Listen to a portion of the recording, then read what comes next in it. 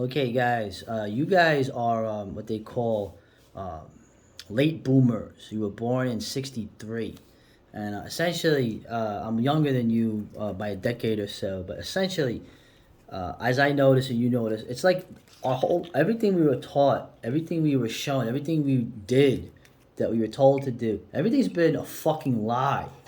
Okay, to be frank, what thoughts do you have on that? Oh, I guess we talked about the policeman is your friend and grain is good. You know, it was like two foundational lies. One is history. We're taught that history is a record of events. Uh, well, the word history comes from inquiry. It's just an accent mark in ancient Greek in front of the I in inquiry. So Herodotus is inquiries.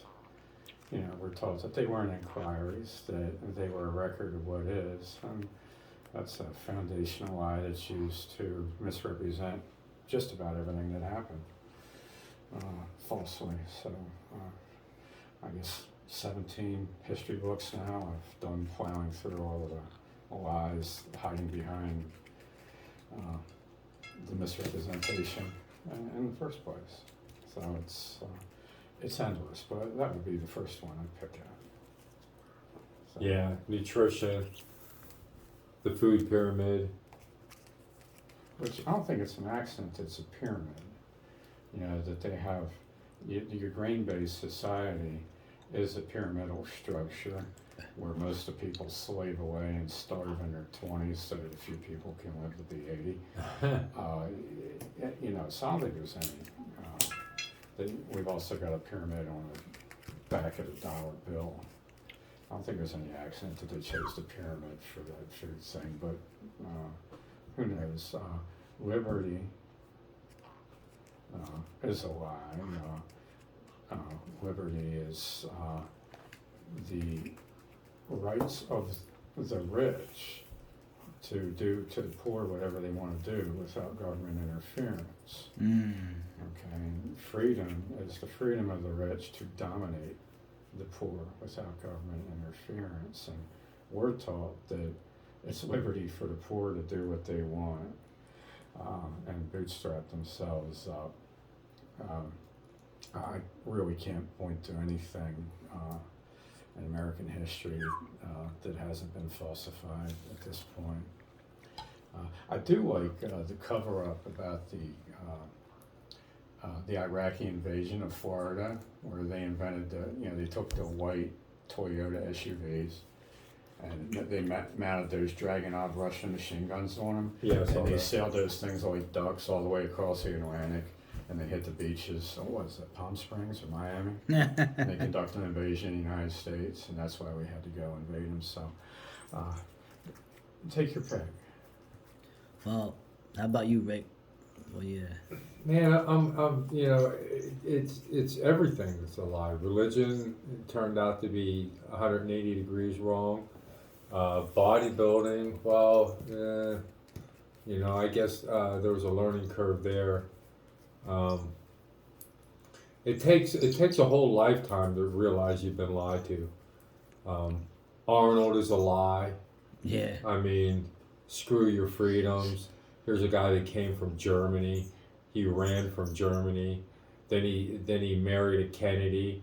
And I mean, the United States has not been nicer to any one person in the world, and nobody's benefited more from freedom than Arnold Schwarzenegger. And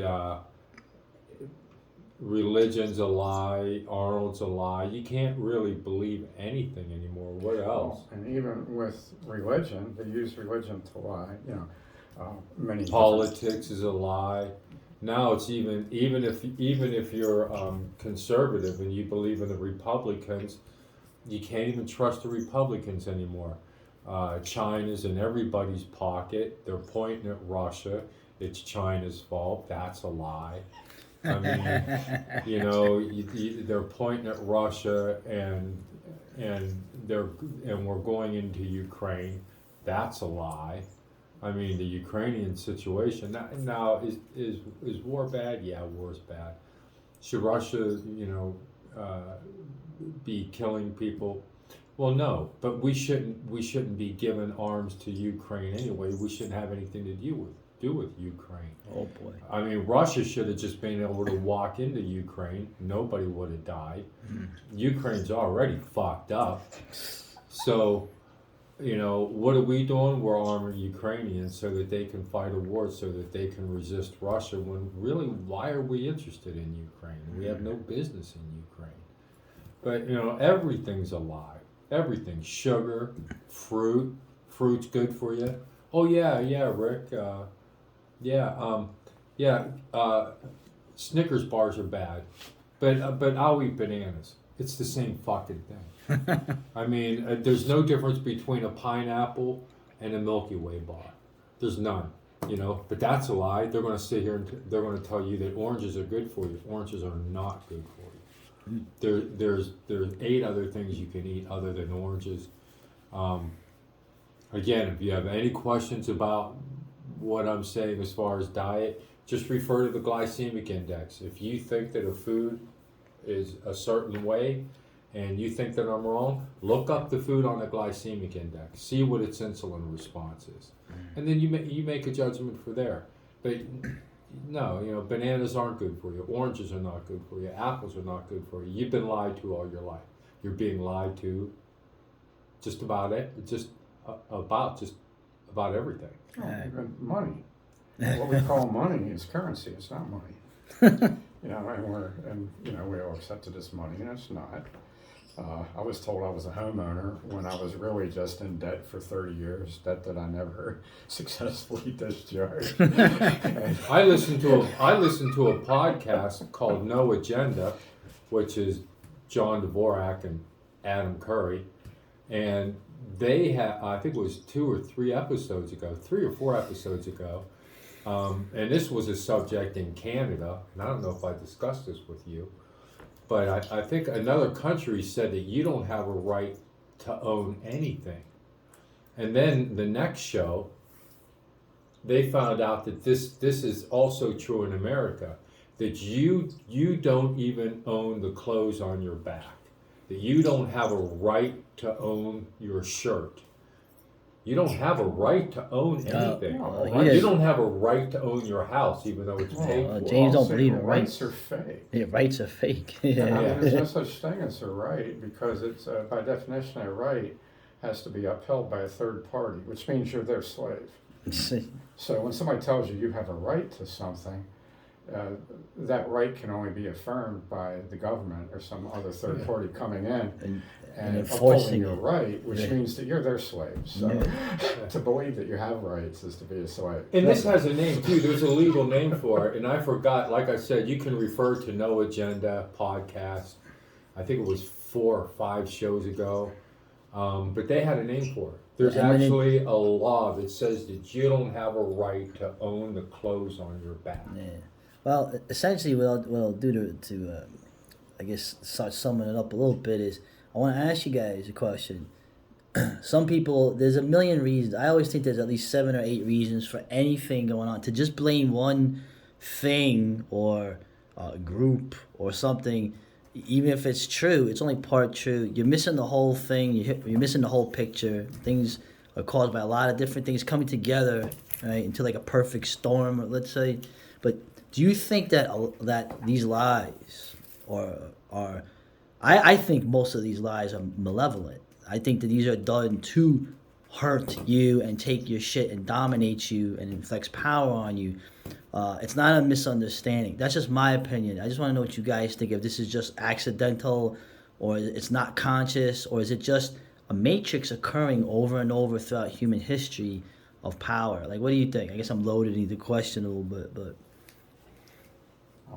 For me, the placing alternatives to the establishment lies that are themselves traps.